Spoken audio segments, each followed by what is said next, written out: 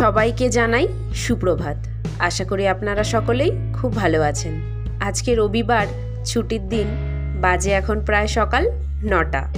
আর ছুটির দিনে জলখাবারটা একটু তো অন্যরকম করতেই হয়। অন্যান্য দিনগুলোতে নিজের জন্য আর সেরকম কিছু বানাই না, তো আজকে যেহেতু রবিবার ছুটির দিন, তো আজকে তো একটু বানাতেই হবে। তাই জন্য এখন বানাচ্ছি লুচি আর আলুর তরকারি। শুকনো লঙ্কা আর পাঁচফোড়ন দিয়ে একটু মোটা মোটা করে আলুগুলোকে কেটে হালকা ভেজে নিয়েছি। তারপর টমেটো, কাঁচা লঙ্কা এগুলোই দিয়েছি, আর সাথে নুন, হলুদ, মিষ্টি। ব্যাস, লুচির সাথে খাওয়ার জন্য এটা একদম সিম্পল একটা তরকারি। আলুগুলো মোটামুটি সেদ্ধ হয়ে গেছে, এবার এই হাতার করেই একটু একটু ভেঙে দেবো। ব্যাস, তাহলে তরকারিটা একটু গাঢ় গাঢ় হয়ে যাবে আর খেতেও ভালো লাগবে। একবারে বাটিতেই তরকারিটা দিয়ে দেব।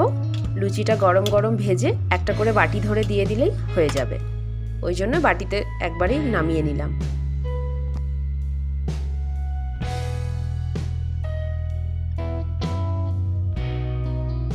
শ্রীহানের বাবা যে কটা খাবে সে কটা ভাজা হয়ে গেছে। ওর বাবা আবার খেয়ে দিয়ে কোথায় বেরোবে বলল, ওই জন্য ওর বাবাকে আগে দিয়ে দিচ্ছি, তারপর এসে আমার কটা ভেজে নেব। এই প্লেন আলুর তরকারিটা দিয়ে লুচিটা খেতে কিন্তু খুব ভালো লাগে। চল বেরো বেরো,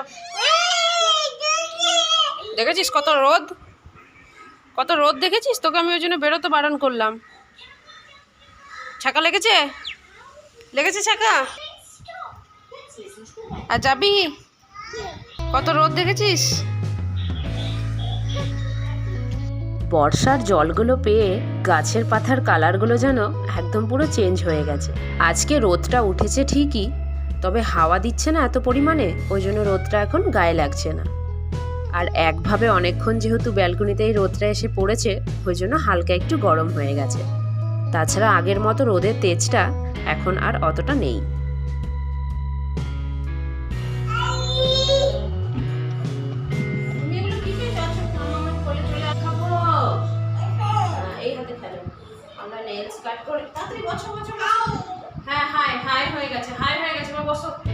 আগে যখন ছোট ছিল তখন ঘুমাতো, সেই সময় নখগুলোকে কেটে দিতাম। তো এখন তো আর সেই উপায় নেই, ওই জন্য এখন বসিয়েছি নখগুলো কাটবো। আগে বসতে চাইতো না, বদমাইশি করতো।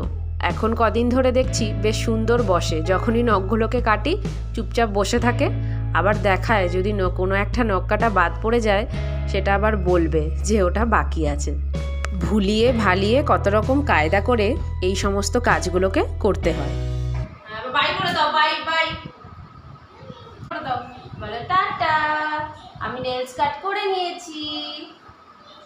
আজকে কচুর গাঁঠি দিয়ে একটু মাছের তরকারি করব। কচুর গাঁঠিটা খেতে আমার আবার বেশ ভালো লাগে।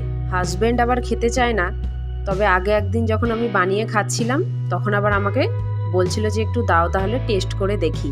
ওই জন্য ভাবলাম যে আজকে দুজনারই একসঙ্গেই বানিয়ে দিই, একবেলাকার মতন তরকারি তো, ওই জন্য দুজনার আবার দুরকম করব না। ওর বাবার শুধু ভয় থাকে যদি এগুলো খেলে আবার গলা চুলকায়, কিন্তু কচুগুলো সুন্দর সেদ্ধ হয়ে গেছে। যেগুলো সেদ্ধ হয় না সেগুলোতে একটু গলাটা কুটকুট করে, কিন্তু এইগুলো বেশ ভালো।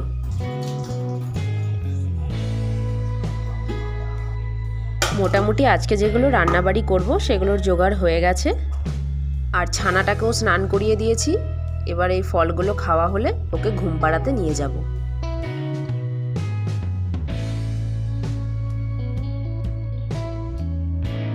হ্যাঁ, এবার বিছানায় ঘুমাতে হবে।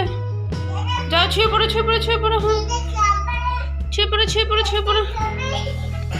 ঘুমু ঘুমু কে করতে হবে এখন। আজকে ঘুম থেকে উঠতে প্রায় 9টা বাজিয়ে দিয়েছিল শ্রীহান, ওই জন্য এখন আর ঘুমোতে চাইছিল না। বেশ অনেকক্ষণ টাইম নিল আজকে ঘুমোতে। রান্নার এই টাইমটা ওকে অভ্যাস করিয়েছি ঘুমানোর, নয়তো এখন বড় হয়েছে তো এই সময়টা এসে না খুব বিরক্ত করবে। এই স্ল্যাবগুলোতে উঠে যাবে, সমস্ত কিছু ধরবে, তখন ওকে দেখা তারপরে রান্না করাটা একটা চাপের হয়ে যায়। ওই জন্য এই সময়টা ওকে ঘুম পাড়িয়ে দিই। যতক্ষণ ঘুমায় ততক্ষণে মোটামুটি আমার কাজগুলো এদিকে হয়ে যায়। একটা শুকনো লঙ্কা, গোটা জিরা আর কাঁচা লঙ্কা ফোড়ন দিয়ে দিয়েছি। এবার কচুগুলোতে নুন হলুদ দিয়ে এটাকে ভালো করে ভেজে নেব। এতে তো বেশি মশলাপাতি দেওয়ার নেই, আর এই কচুর তরকারিটা কিন্তু বেশ তাড়াতাড়ি হয়ে যায়। নুন হলুদ দিয়ে ভালো করে ভেজে নিয়েছি। এবার একটু জিরে গুঁড়ো দেবো আর কালারের জন্য একটু কাশ্মীরি মির্চ পাউডারটা দেবো আর সামান্য একটু চিনি। ব্যাস, এটা দিয়ে ভালো করে এটাকে কষিয়ে তারপরে জল দিয়ে দেবো।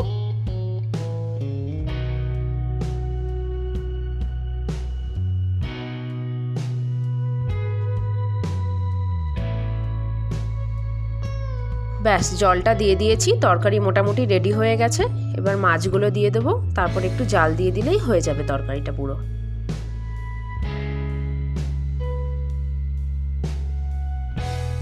তরকারিটা ওদিকে জাল হচ্ছে আর সাথে আজকে একটু ঝিঙে আলু পোস্ত বানাবো। তো অল্প পোস্ত, সেটা মিক্সিতে দিলে আবার তলাতে পড়ে থাকবে, ওই জন্য শিলনোড়াতে বেটে নিচ্ছি।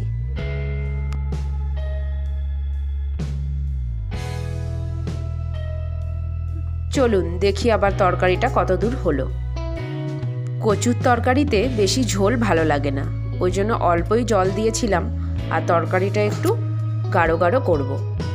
নুনটা ঠিকঠাক হয়েছে কিনা একটু টেস্ট করে নিলাম, মোটামুটি ঠিকই আছে। চলো, তরকারি হয়ে গেছে, এবার এটাকে নামিয়ে নিই। এই কচুর তরকারিটা দেখে আমার মনে হচ্ছে এখনই গরম গরম এক থালা ভাত বেড়ে খেতে বসে পড়ি। আজ আর বেশিক্ষণ ঘুমাইনি, রান্না কমপ্লিট হওয়ার আগেই উঠে পড়েছে।